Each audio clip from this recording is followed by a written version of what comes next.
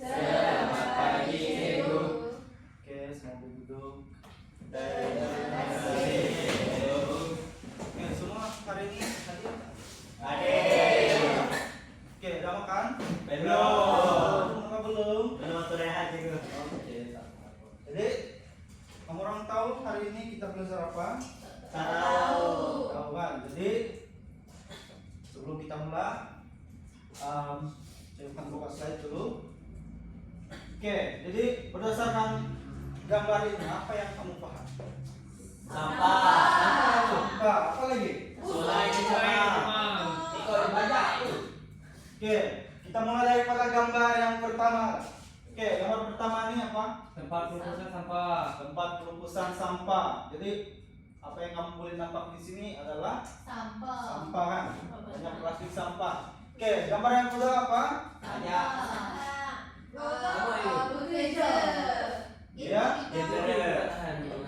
Oke, gambar yang kedua ini menunjukkan ada pekerja yang apa nih? Dia sedang tutup hidung sebab Bau. busuk-busukan. Jadi kita boleh nampak dan punya lumpukan sampah pun sangat Banyak. banyak. Oke, untuk gambar yang ketiga apa? Sungai Cemang. Tali air. Sungai banyak sampah. Sungai Kelongkang gitu ya. Tali air. Yang itu parit yang besar. Terutama di kawasan bandar lah kita boleh jumpa. Jadi apa Sungai Kelong. perasaan kita bila kita nampak benda-benda macam ini? Sedih. Jadi ada yang gembira, atau dia gembira sebab nampak Tikus gembira juga. tikus. Ya. Oke. Kalau sungai ini, kita boleh nampak sungai ini sudah dipenuhi sampah kan? Jadi bagaimana pula dengan kehidupan di dalam sungai tersebut? Oke. Kalau dengan kehidupan manusia bagaimana? Adakah kita suka mandi dekat kawasan macam ini? Ada juga. Oke. Sebab apa? Kotor.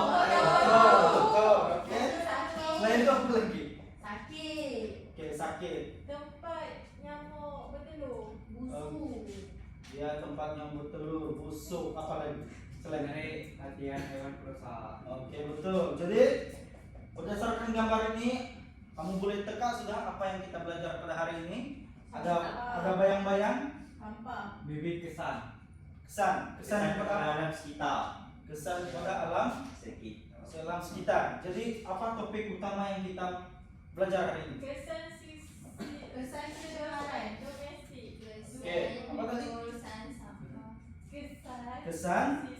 sisa domestik. Oke, betul. Jadi hari ini kita akan belajar tentang kesan pembuangan sisa domestik. Oke. Oke, jadi apa yang kita belajar pada hari ini adalah berkaitan bab 13 tingkatan 1, yaitu sisa domestik. Yang lebih kepada kita akan belajar satu topik utama, yaitu kesan-kesan pembuangan sisa domestik di Malaysia. Jadi kamu boleh buka buku teks, buka surat 148. Oke, jadi objektif pembelajaran kita pada hari ini adalah menjelaskan kesan pembuangan sisa domestik di Malaysia. Oke, kita akan masuk kepada pembelajaran utama kita, yaitu kesan pembuangan sisa domestik. Oke, sebelum kita masuk lebih lanjut, Cikgu ingin tunjukkan satu statistik yang menunjukkan kesan pembuangan sisa domestik di Malaysia. Oke, menurut laporan SWO menurut Malaysia pada 2023, rakyat Malaysia menghasilkan kira-kira 38.000 tan sisa domestik setiap hari. Oke, 38.000 tan ini banyak atau sedikit? Banyak kan? Jadi dia berlaku setiap hari. Kalau sudah seminggu 7 hari, kira-kira berapa tan? 100 tan. Oke, dan sekitar 80% daripada jumlah tersebut masih dilupuskan di tapak pelupusan sampah. Maksudnya kira-kira 38.000 tan nih. Jadi kalau 80% mungkin dalam anggaran 32 begitu dilupuskan di tempat pelupusan sampah. Jadi apa yang berlaku kepada tempat pelupusan sampah? Penuh. Padat. Oke, seperti yang gambar tadi ya, berlaku longgokan sampah yang sangat tinggi. Oke. Kadar gitar semula di Malaysia pula berada dalam tahap 33% sahaja. Jadi bermaksud usaha untuk gitar semula di Malaysia sangat lemah dan belum mencapai tahap yang minimum. Oke. Selain itu, 45% hingga 50% daripada sisa domestik merupakan sisa makanan yang dibuang begitu sahaja. Oke, kalau di rumah pernah kamu buang makanan, sisa makanan yang tidak ataupun tidak dihabiskan, terus lepas jam makan ada sisa lagi terus buang begitu saja? Pernah buat? Pernah. Oh, gini mantap. Jadi lepas diwili tolong jangan begitu lagi. Oke, sisa makanan itu kamu perlu habiskan kalau boleh. Kalau tak boleh kita oke, jangan buang di kawasan pelupusan sampah. Oke, terusnya kita masuk. Oke, kesan yang pertama adalah daripada pencemaran air. Pernah dengar pencemaran air? Oke, pernah nampak? Oke, jadi pencemaran air ini berlaku apabila sumber air terutama sungai tercemar apabila sampah syarat dibuang ke kawasan air. Jadi ini berlaku apabila ramai penduduk yang berada di sekitar perumahan ataupun sekitar sungai, mereka suka membuang sampah di kawasan sungai. Pernah nampak orang-orang yang suka buang sampah di sungai? Nah, apa tindakan kamu?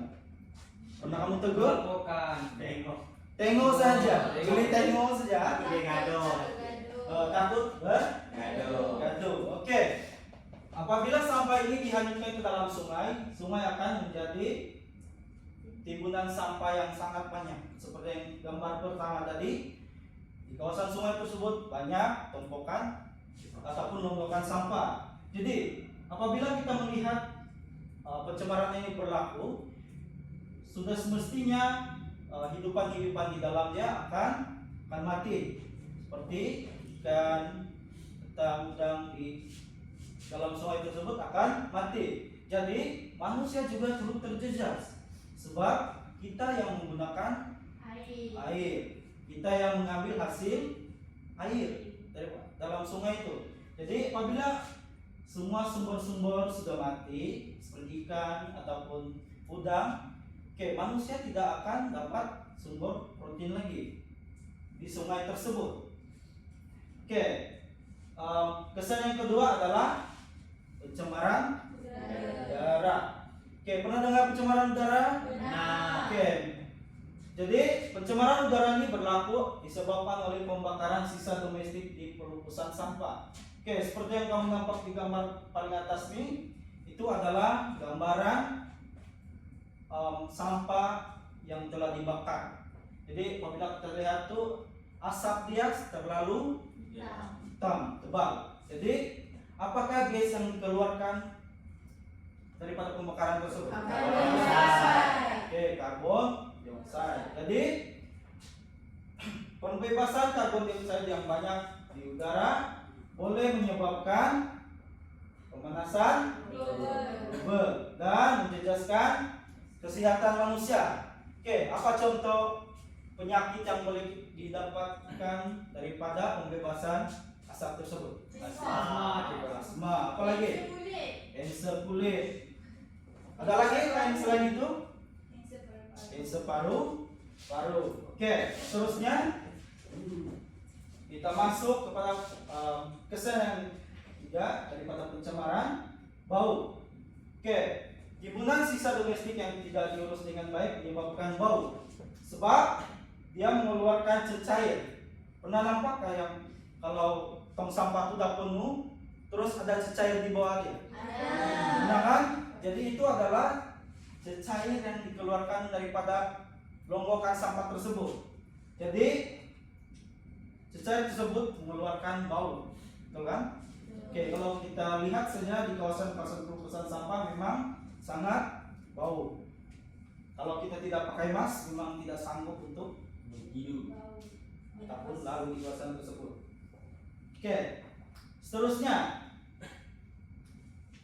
pembuangan sampah juga boleh menyebabkan ataupun pembuangan sisa domestik boleh menyebabkan wabak penyakit. Oke, sisa pembuangan sampah menjadi tempat penularan wabak penyakit yang disebarkan oleh tikus, lipas dan lalat seperti penyakit taun, demam tinggi dan malaria. Sebab kawasan-kawasan longgokan sampah ini menjadi kawasan yang sangat populer dengan tikus.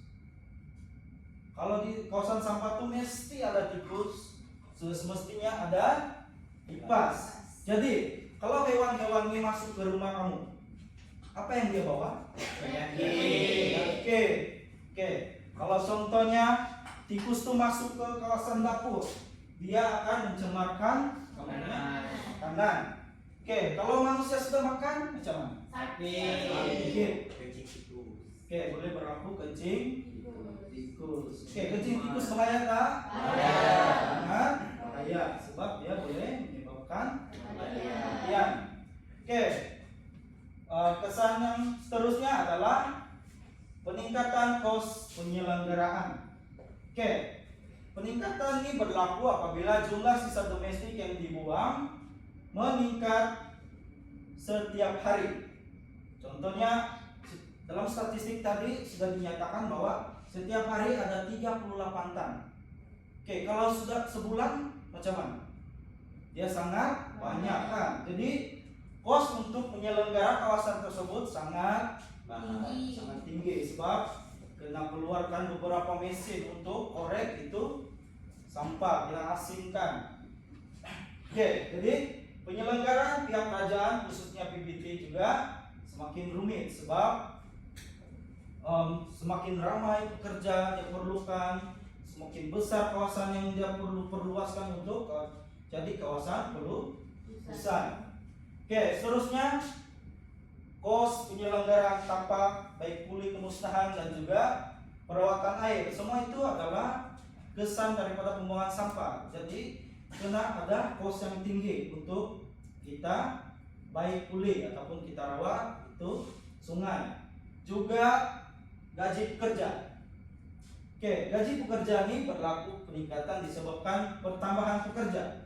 Oke, contohnya satu kawasan longgokan sampah itu kalau seorang saya bekerja dia tidak boleh kampung. Jadi kena ada banyak pekerja. Oke, kita teruskan. Oke, ini adalah kawasan banjir kilat. Oke, banjir kilat ini juga disebabkan oleh kesan daripada pembuangan sisa domestik yang terlalu banyak. Oke, jadi banjir kilat ini bukan saja berlaku secara semula jadi, tetapi disebabkan oleh sikap penduduk yang suka membuang sampah ke dalam longkang ataupun parit dan juga sungai yang menyebabkan bila berlakunya pertambahan sampah di dalam aliran sungai, dia akan menyebabkan aliran air tersebut akan tersekat sebab dia sudah penuh. Oke, apabila air hujan lebat turun, jumlah air akan meningkat secara mendadak sehingga menyebabkan banjir kilat. Oke, bila ini kan kawasan parit besar, ini adalah kawasan parit besar yang dipenuhi sampah. Jadi bila sungai ataupun parit ini sudah penuh, air dia sudah penuh, dia akan keluar ke bahagian nih kawasan yang rendah. Dia akan melimpah ke kawasan rendah. Jadi seperti yang kita nampak di sini banyak kereta-kereta yang tenggelam. Jadi untuk gambar ini belum tenggelam. Dan mungkin bila bertambah hujan yang deras, mungkin dia akan sampai di sini. Contoh. Jadi kesan pembuangan sisa domestik ini bukan saja merusakkan alam sekitar, tetapi juga harta benda manusia. Contohnya nih, beberapa kereta dihanyutkan oleh banjir. Jadi bila sudah kena air, sudah semestinya dia akan rusak dan memerlukan pos yang tinggi untuk membaik. Jadi kita telah pun belajar sedikit berkaitan dengan kesan pembuangan sisa domestik. Jadi cikgu mau uji dengan satu situasi ya seperti yang kamu nampak di hadapan ini, dan apa yang saya mau kamu adalah cikgu akan berikan ini kertas nih kepada beberapa kumpulan. Jadi cikgu tentukan dahulu ini kumpulan 1, kumpulan 2, kumpulan 3 dan kumpulan 4. Apa yang saya mau kamu buat adalah kamu baca soalan terakhir nih. Boleh baca kan? Boleh nampak belakang? Boleh baca? Ya sebelum itu saya akan agihkan terlebih dahulu kertas nih. Berapa minit dia buat? Sebentar ya, belakang.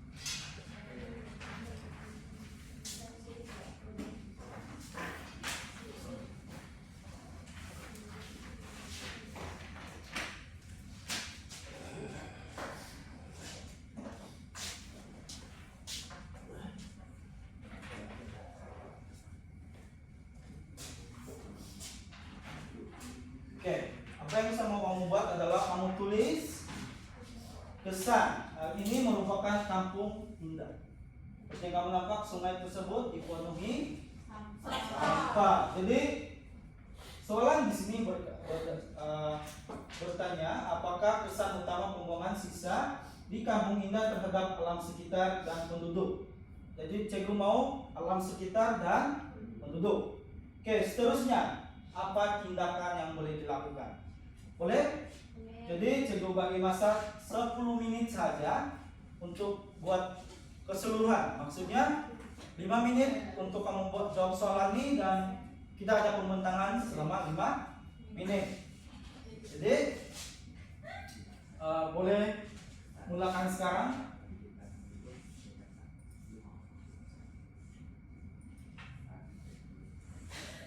Soalan lain lagi. Boleh.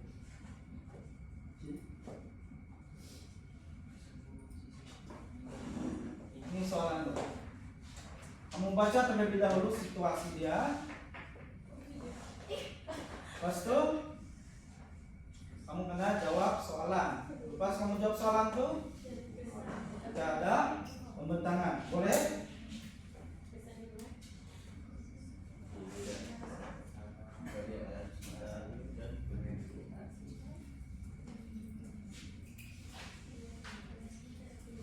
Oke, kamu ada 5 menit untuk berbincang.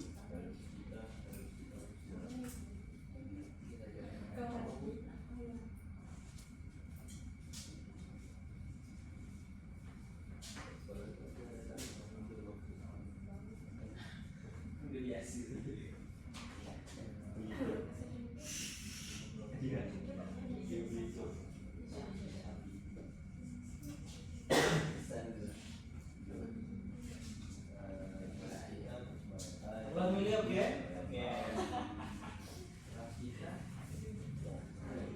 Ulang guys, oke? Oke, pikirkan baik-baik apa kesan dia terhadap alam sekitar dan juga penduduk.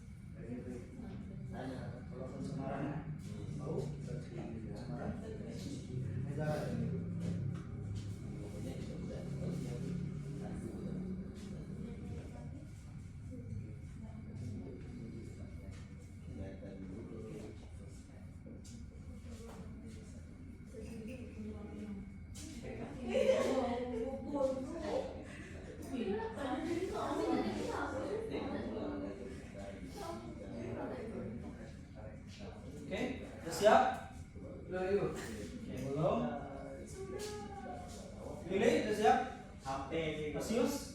Oke dah. Oke dah. Yang lain? Sikit lagi cikgu. Oke.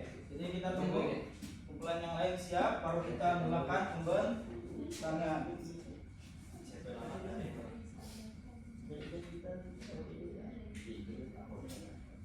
Big oke ya? Big oke? Pulang big oke? Pulang Ainur oke? Oke.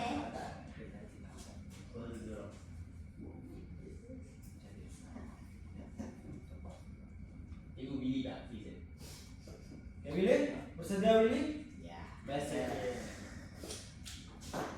Oke, jadi oleh karena kumpulan Willy sudah siap, jadi kita jemput kumpulan Willy untuk membentangkan mereka punya jawaban berkaitan dengan kesan tersebut. Oke, untuk kesan pada Kampung Indah, mereka akan menghadapi masalah pencemaran air, wabak penyakit, pencemaran bau daripada sisa sampah dan banjir kilat sebab sungai tersumbat. Oke, lepas tu untuk tindakan dari penduduk kampung tersebut boleh mengadakan kempen 3R yang terdiri daripada religius, recycle dengan religius. Lepas itu penduduk tempatan ni boleh mengikuti kempen yang dianjurkan oleh pihak kerajaan ataupun NGO. Lepas tu penduduk boleh bergotong royong membersihkan kawasan yang telah dicemari oleh sampah tersebut. Dan yang keempat iaitu penguat pasangan undang-undang ini akan dilakukan oleh pihak aktiviti kiranya mereka mesti lagi membuang sampah tersebut ke dalam sungai. Dan yang keempat lagi mereka akan dikenakan akta kiranya mereka masih membuang sampah. Terima kasih. Terima kasih kumpulan Willy sebab telah membentangkan jawaban mereka. Oke, seterusnya kita mau dengar kumpulan Ainur. Dan Ainur terlebih dahulu. Kumpulan Eno.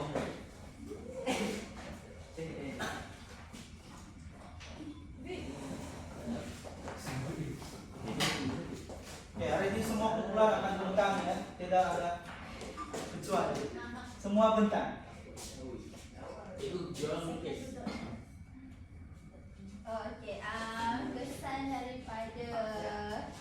kesan kepada Taman Indah ni, yang pertama dari segi alam sekitar, diorang akan dapat pencemaran air, pencemaran bau dan pencemaran udara. Okay, untuk penduduk dia penyakit berjangkit kalau kena taun, lepas tu kena kencing tikus, lepas tu asma, banjir kilat, lepas tu dan pencemaran bau sebab sampah banyak jadi tempat tu berbau. Untuk tindakan pula, yang pertama adalah pembuat bahasa undang-undang. So kita boleh buat denda lah, kena bayar. Lepas tu yang kedua adalah gotong royong. Maksudnya kita berkumpul semua penduduk kampung untuk gotong royong untuk membersihkan sampah dekat sungai.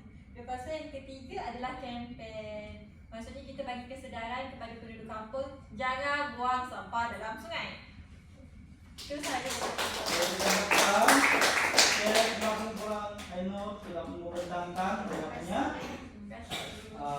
langkah untuk menjaga. Oke, seterusnya kita mau kumpulan Rais pula.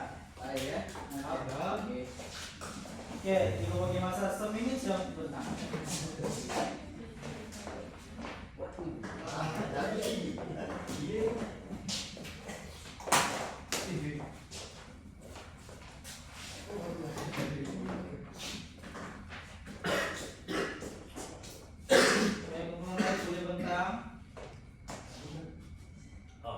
Okey, disambung sampah dekat Taman Si Indah. Kampung Indah. Okey, yang pertama kita orang bagi dua section.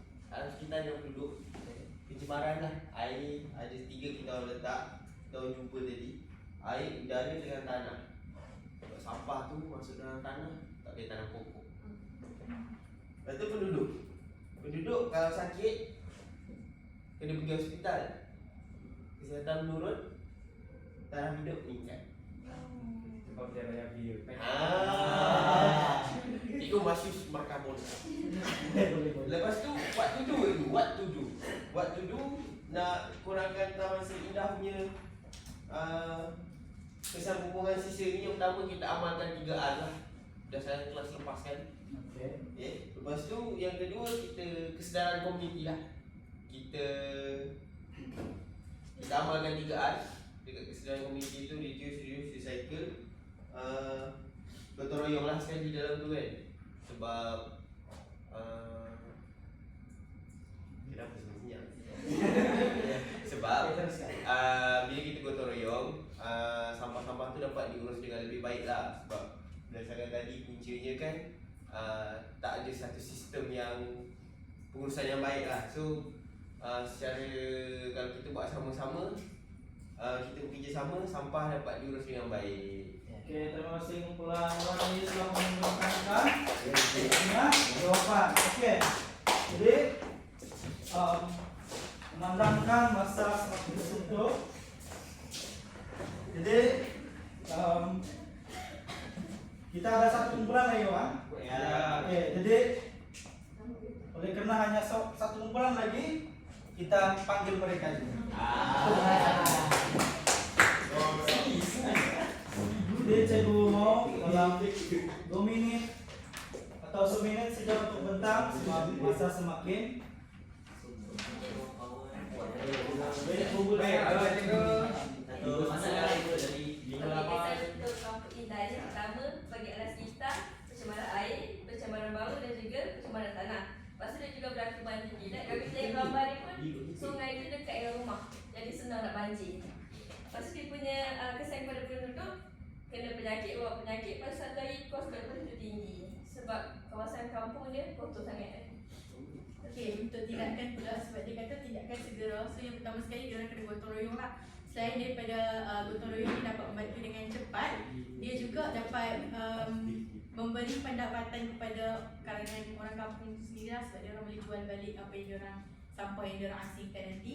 Lepas tu dia orang kena amalkan juga 3R tu supaya benda ni tak berpanjangan berlaku. Oke, terima kasih. Kumpulan terakhir sudah pun membacakan hasil jawaban mereka. Jadi kalau kita tengok di sini, ini adalah berkaitan dengan masa tadi. Ini berkaitan dengan satu kampung yang dipenuhi sampah. Jadi apa yang kita pernah buat adalah kita lakukan langkah-langkah pencegahan.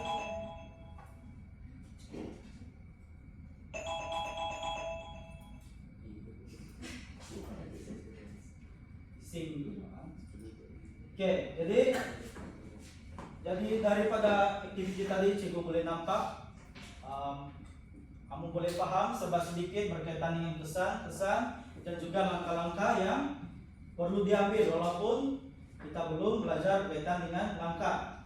Tapi cikgu paham kamu ada sedikit pengetahuan asal berkaitan dengan langkah untuk cegah perkara ini daripada berlarut. Oke, jadi cikgu mau satu orang boleh rumuskan pembelajaran kita pada hari ini. Willy itu.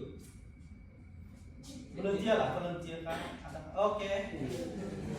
Hari ini saya belajar mengenai kesan kalau kita buang sisa-sisa domestik tu dengan tak ikut undang-undang lah. Dia akan menyebabkan pencemaran air, udara dengan tanah, di mana itu adalah benda yang kita saling memerlukan lah sebagai manusia. Yang second ni boleh bawa penyakit, yang tu bahaya sebab boleh bawa kematian. Dan juga dia juga meningkatkan kos sara hidup seorang tu sebab jelah kalau sakit dia kena pergi klinik. Lepas tu kerajaan punya kos untuk menyelenggara sampah-sampah pun meningkat. So beban kos tu dekat negara pun tinggi. So kita kena bijak menguruskan. Terima kasih. Kita telah pun memberikan ataupun memberikan rumusan dari pembelajaran kita pada hari ini. Jadi sebagai rumusan cikgu, hari ini kita telah pun belajar berkaitan beberapa kesan sekiranya pembuangan sisa domestik tidak diurus dengan baik. Oke, jadi untuk minggu hadapan kita akan sambung pembelajaran kita dengan mempelajari lebih lanjut tentang langkah-langkah mengurangkan kesan pembuangan sisa domestik. Jadi kelas sampai di sini saja. Semua boleh